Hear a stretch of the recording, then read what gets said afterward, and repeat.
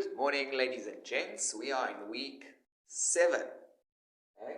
Week 7 of our online learning, and today we're learning about population growth. Now you might ask yourself, what's that to do with finance? I thought we'd be doing, financial interest, compound, simple, taking a loan, saving. Well, it turns out mathematically, it really is just like compound interest. Now, when you talk about population growth, you can, let's say, count the number of people in a country or in the world over a certain amount of time, or maybe of any kind of animals. You can even look at a small organism like bacteria, or you can look at the growth of a virus in a population, okay? Mathematically, it's actually all the same.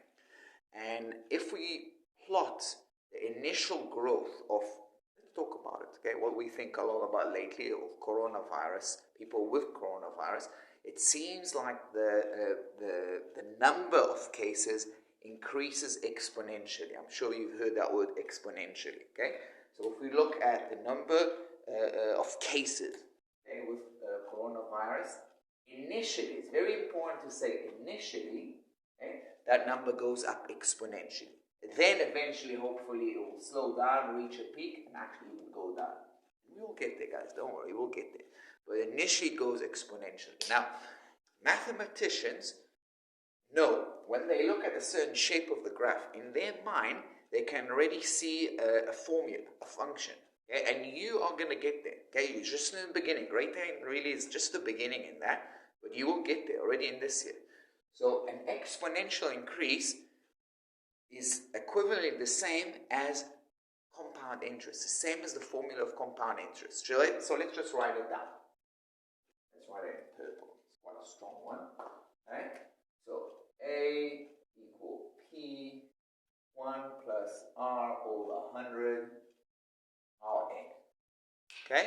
So what, that was for interest. Let's give these letters different meanings when we talk about population growth. So your P, which was the money that you saved in the beginning, will be the initial population. So population, initial population. Okay, how many frogs, how many people, how many coronavirus cases were it in the beginning. Then A will be the final, okay, the final population, how many people were after 2 years, 3 years, whatever you're testing, okay? Your R, okay, is your increase. How much percentage increase there is after a month or a year, whatever you're counting in months and years. So far, when it came to money, we were just looking at per annum, so per year. But here we're going to also look at some of these questions after a month. So that's going to be percentage increase. And then, as it was before, is the time. Okay? But you have to understand, you have to make sure you use the same time with an R and an N. So if you're counting the percentage increase in months, then N has to be in months. If you're looking at R in percentage increase in the years, like we did with the interest, then N needs to be in years as well. Okay, right, so I think I'll pause here now and let's start solving some problems. Okay, so we are, by the way, in exercise 5 in page 216, and I'll do 2 questions for you. First one, very simple. So we told that 2008, the population of South Africa was, 48 million? I think I'm missing a 0 here. It should be 40. Yeah. 48,910,000, just under 49 million. And we're told that R, the percentage increase in the population, is 1.34%. And they didn't really say, and they should have said per year. Okay, they should say, is that per month, per year, per day? I'm just assuming it's per year. Okay? So, and then we asked to calculate how many people were in 2010 based on these numbers. So let's try and understand what does this all mean? It means that every year the population of South Africa increases by 1.34%. Okay? Right?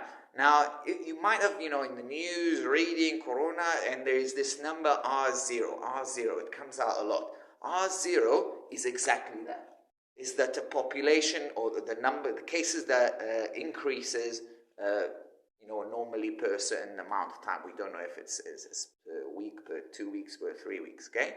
And it's also the same as the number of people one person infects. It's actually the same thing if you think about it. It's the population increase. Right. So how do we solve that? We work with the equation, okay? What is A? A is the number of people we have in South Africa in 2010, and we don't know how much are they. But we know the initial population, 2008, is 48,910,000, okay? Times 1 plus. What is R? R is 1.34, so I'm going to do 1.34%. That means we need to divide it by 100. And powering it, because we count in years, N is also 2. Okay? And I think I told you that last time out. You can, and I know you guys like it, just to put it all straight away like this in the calculator. Okay? I personally do one little shortcut. I know that 1,34 divided by 100. In my mind, I say, okay, that's 0,0134. I just take the decimal places, 2 to the left. And then I'm adding 1, so it's going to be 1,0134. So I just do that for the calculator. I look after it, okay? So I would personally do, I would say, okay, 1,0134. Okay, I've done that. I don't know if you can read. I just wrote that in straight to the calculator. I square it. Okay, I square it. I press equal. And then I time it by 448,910,000. And I got 50,229,570. I would round up here. I wouldn't put decimal point something because there's not point something person. So just over 50 million. Right? Easy. Let's move on to the next question. Okay, so the second example is about how to find out R. So, if again we tie it into our present time with coronavirus, people say initially that the R0, that's the population increase, or the increase in the cases before you start doing social distancing, before you do lockdown and all these things. When you're just living normal life, the R0 was about over 2. Okay, that means that one person infects 2 people before he goes out of action. Okay, so the population, if you think R0, that really means that in percentage, that's 200%. So you're doubling. Okay, now how do they calculate that? How do they know what's the percentage increase in the population or number of cases of corona?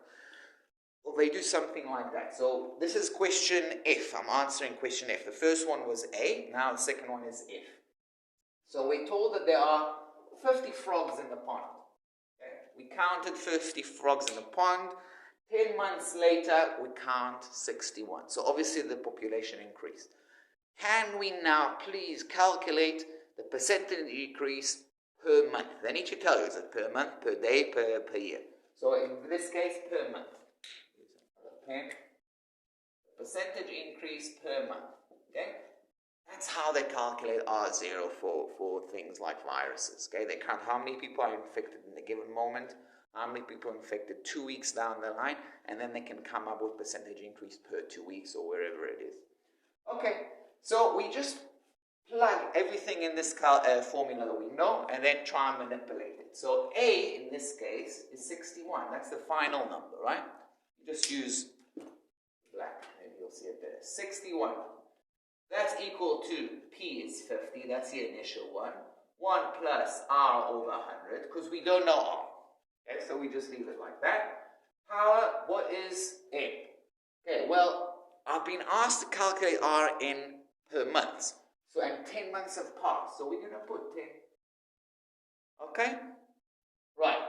First thing to do is get rid of the 50. Okay, so we're going to divide by 50. All right, 60 divided by 50 equal 1 plus R over 100. Okay? Now at this point, I'm not going to put that in the calculator because it will give me decimal places. I might have to round. I don't want to do that, so I'll just leave it like that. Okay, and there's obviously power 10. Now we've done stuff like that with a financial question. We want to get rid of the 10 now. I can't do that. I can't open that up. Okay, it's not 1 power 10 plus R over 100 power 10. Definitely not. We need to get rid of 10. Remember, if I have, let's say, a plus b power 2, that is not equal to a squared plus b squared. Definitely not. And I hope if you're not sure about why that's not equal, please give me a call. I'll explain that. And if that's not true, then obviously that is also definitely not true. Okay? Please, guys, if you're not sure why these things are not equal to each other, please give me a call. Okay? I will happily answer. So I can't do that. But what I've got to do is take a square root of 10 on both sides. Get rid of that 10. So we're going to take square root of 10 of 61 over 50 equal, now square root of 10 of power 10 is simply going to be 1 over r over 100. Now again, in this case, you might be tempted to put that in your calculator. Don't do that, because you're going to have to round up, and we don't want to round up halfway through the exercise. So I want to get rid of the 1, so I'm going to write r over 100 equals square root of 10, 61 over 50 minus 1. Okay? And then I'm almost there. I just need to multiply by 100. Okay, so let's write it down here. R is equal to 100 times, okay, need to open brackets, square root of 10, 61 over 50 minus 1. That's it. Okay? Now, if I was a good boy, okay, I wouldn't put anything halfway through the calculator. I will leave this whole mess at the end, and now I will put that in the calculator. And you can just put it just as it looks like it, okay, as it looks. So I'm going to do 100. I'm typing 100 times. I'm opening brackets. Okay, now I need to do square root of 10. So how do I do that? I have square root of something. Okay, I might have to show you something here. Okay, just a second. Okay, I'll show you now. How do I do square root of 10? We don't have a button that allows us to write square root of 10. I've got cubic root, I've got square, no, I do have, sorry, I do, so let's make it easy. So I've got a button pretty much half in the middle that looks like this. So I've got square root, and I've got a little box here, which is yellow, and I've got a white box here. I've got something like that. So look for that button. It's halfway through, it's in the middle. If you can't find it, let me know. Okay, so I'm going to press that button. For me, I need to press the shift first because it's above. And then I'm at the top, I'm going to put in 10. So I'll put 10 here. And then I go down with a button. And then I put 61 over 50. So I'll put 61 over 50 here and 10 over there. And then I have to get out of it with an arrow. So I pressed the right arrow, I got out of there. I did minus 1. I have to make sure that the minus 1 is not under the square root. If you just write minus 1, it will be as if it's under the square root, and it shouldn't be. Close brackets, and I got 2.008. So I got r equal 2,008. I would, 2 decimal places, that would be 2,001%. So the population growth of the frogs in the pond, initially anyway, in those 10 months, is just over 2%. Very similar to the coronavirus, the R0. Okay? Right. Hopefully that makes sense. You can work on now on exercise 5. And just to let you know, we've got a short week this week. It's only really 4 lessons, okay? 2 singles and a double. Monday and Friday is off. So enjoy the rest of the week.